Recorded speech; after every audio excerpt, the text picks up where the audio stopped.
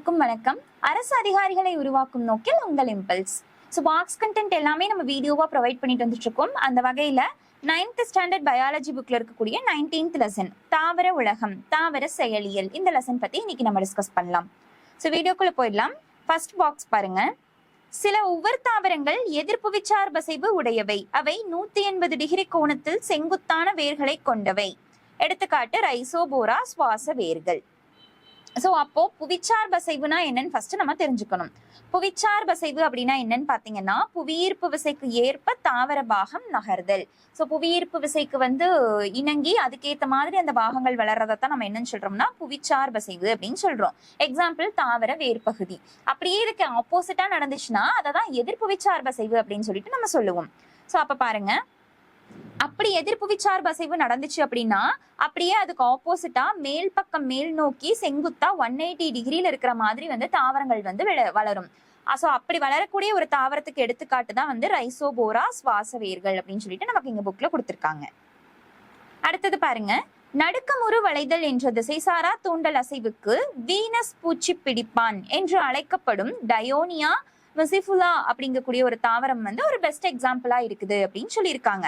அது மட்டும் இல்லாம திசைசாரா தூண்டல் அப்படிங்கிற ஒரு ப்ராசஸ்லயே ரொம்ப வேகமா ஈடுபடக்கூடிய ஒரு தாவரமாகவும் இதை இந்த இடத்துல அறிவிச்சிருக்காங்க. அப்போ திசைசாரா தூண்டல்னா என்னன்றது நமக்கு ஃபர்ஸ்ட் தெரிஞ்சிருக்கணும். திசையை நோக்கி நடைபெறாத தாவர பகுதியின் அசைவுக்கு தான் திசைச்சாரா தூண்டல் அப்படின்னு சொல்லிட்டு சொல்லுவோம். அதாவது அந்த இடத்துல டைரக்ஷன் அப்படிங்கிறது டிபெண்டா இருக்காது. அதை மேலும் 2 வகையா பிரிச்சிருக்காங்க. ஒளியுறு வளைதல், நடுக்கமுறு வளைதல் அப்படின்னு சொல்லிட்டு. ஒளியுறு வளைதல்னா என்னன்னு பாத்தீங்கன்னா, தாவரத்தோட ஒரு பகுதி ஒளிக்கு ஏற்ப அதை டிபெண்ட் பண்ணி நடக்கிறதுக்கு பேர் தான் ஒளியுறு வளைதல். இதுவே நடுக்கமுறு வளைதல் அப்படின்னா தொடுதல் மூலமா தாவரத்துல நடக்கக்கூடிய அந்த வளைதலைத்தான் நடுக்கமுறு வளைதல் அப்படின்னு சொல்லிட்டு சொல்லுவோம். பாருங்களேன், இந்த இடத்துல ஒளியுறு வளைதல்னா இந்த மலர் இரவு நேரத்துல ஒரு மாதிரியும் பகல் நேரத்துல ஒரு மாதிரியும், அதாவது ஒளி இருந்தா ஒரு மாதிரி ஒளி இல்லைன்னா ஒரு மாதிரிங்கிறது அந்த வளைதல் அப்படிங்கிறது நடக்குது. அதே மாதிரி நடுக்கமுறு வளைதல் பார்க்கும் பொழுது தொட்டாச்சிவிங்கியவே நம்ம எடுத்துக்கலாம்.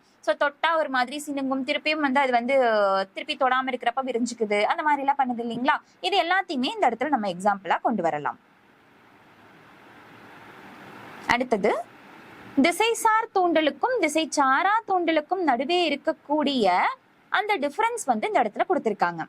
பாருங்க, திசைச்சார் அசைவுல அசைவுங்கிறது தூண்டலை பொறுத்து அமையும்.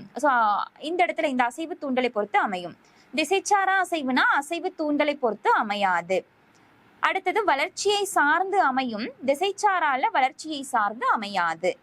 ஏறக்குறைய நிரந்தரமானது மற்றும் மீளாதது திசைச்சார் நிகழ்வுகள். இதுவே திசைச்சாரா நிகழ்வுகள் அப்படின்னு பார்க்கும் பொழுது தற்காலிகமானதும் மேலும் மீளக்கூடியதாகவும் இருக்குது அப்படின்னு சொல்லியிருக்காங்க. தொட்டா சுருங்கிவே எடுத்துக்குவோமே, தொட்டா அது அப்படியே சுருங்கிட்டா அப்படியே நின்னுக்குங்களா? இல்ல, கொஞ்ச நேரத்துல அது அப்படியே ஆட்டோமேட்டிக்கா திருப்பி பழைய நிலைக்கு வந்துடும் இல்லைங்களா. அந்த மாதிரி இர்ரிவர்சபிளாகவும் இருக்கக்கூடியது. இர்ரிவர்சபிளா இருந்துச்சு அப்படின்னா அது திசைசார் அசைவு. இல்ல ரிவர்சபிளா இருக்குது அப்படின்னா திசைச்சாரா நிகழ்வு அப்படின்னு சொல்லுவோம். அனைத்து தாவரங்கள்லயுமே இந்த திசைச்சார் அசைவுங்கிறது காணப்படும். ஆனா ஒரு சில ஸ்பெஷலா இருக்கிற பிளான்ஸ்ல மட்டும்தான் இந்த திசைச்சாரா அசைவுங்கிறது நடக்கும். மெதுவான செயல் திசைச்சார் அசைவுகள். இதுவே திசைசாரா அசைவுகள்னா விரைவான செயல். அடுத்த பாக்ஸ் பாருங்க, ஒளிச்சேர்க்கை. ஒளிச்சேர்க்கையோட ஒரு ஃபார்முலா சிம்பிளா கொடுத்திருக்காங்க பாருங்களேன். கார்பன் டை ஆக்சைடும் நீரும் சூரிய ஒளியோட முன்னிலையில பச்சையத்தோட உதவியோட குளுக்கோஸையும் நீரையும் ஆக்சிஜனையும் கொடுக்கிற அந்த ப்ராசஸ்க்கு பேரு தான் ஒளிச்சேர்க்கை அப்படின்னு சொல்லியிருக்காங்க. அப்ப நமக்கு இந்த ஃபார்முலா தெரிஞ்சிருக்கணும். 6CO2 + 12H2O கிவ்ஸ் மேல சன்லைட்டும் குளோரோஃபில் பச்சையமும் சேர்ந்துதான் ஹெல்ப் பண்றாங்க.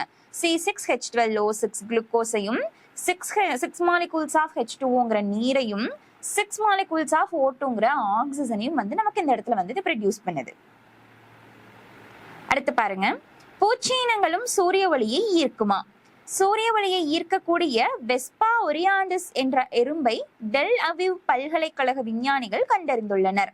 இதன் வயிற்று பகுதியில் மஞ்சள் திட்டுக்கள் மற்றும் அசாதாரண மேல் தோல் அமைப்பு 30 அடுக்குகளை கொண்டு தடித்து காணப்படுகிறது. பூச்சியினங்கள் சூரிய ஒளியை ஈர்க்குமான்னு கேட்டிருக்காங்க. ஏன்னா தாவரங்கள் ஒளிச்சேர்க்கை பண்ணும் பொழுது பச்சையம் மூலமா சூரிய ஒளியை கவர்ந்தெழுக்குது இல்லைங்களா. அப்படி இருக்கும் பொழுது இந்த இடத்துல சில உயிரினங்களும் சில பூச்சிகளும் வந்து கவர்ந்து இழுக்குது. ஸோ அதுக்கு வந்து எக்ஸாம்பிள் தான் ஒரு எறும்பு வகை இருக்குது. அது வந்து என்னன்னு பாத்தீங்கன்னா வெஸ்பா ஓரியன்டாலிஸ் அப்படின்னு சொல்லிட்டு நம்ம சொல்லுவோம். அதோட வயிற்று பக்கம் பாத்தீங்கன்னா ஒரு 30 அடுக்கு இருக்கிற மாதிரி ஒரு லேயர் வந்து இருக்கும். மேல் தோலில் வந்து பச்சையம் அப்படிங்கிறது இருக்காது. ஆனா அதுக்கு பதிலா ஜாந்தோப்டெரின் அப்படிங்கக்கூடிய ஒரு மஞ்சள் நுண் ஒளி உணர் நிறமி அப்படிங்கிறது வந்து காணப்படுது. ஸோ அதுதான் என்ன பண்ணுதுன்னு பாத்தீங்கன்னா அந்த சன்லைட்டை வந்து இது பண்ணி ஒளி அறுவடை மூலக்கூறாக செயல்பட்டு ஒளி ஆற்றலை மின்னாற்றலாக மாற்றுகிறது. ஸோ அந்த பர்டிகுலர் பார்ட் தான் லைட் எனர்ஜி அப்படிங்கிறத எலக்ட்ரிக்கல் எனர்ஜியா வந்து அந்த இடத்துல சேஞ்ச் பண்ணி கொடுக்குது. ஸோ இதோட இந்த பாக்ஸோடைய இந்த லெசனுடைய பாக்ஸ் கண்டென்ட் அப்படிங்கிறது முடியுது.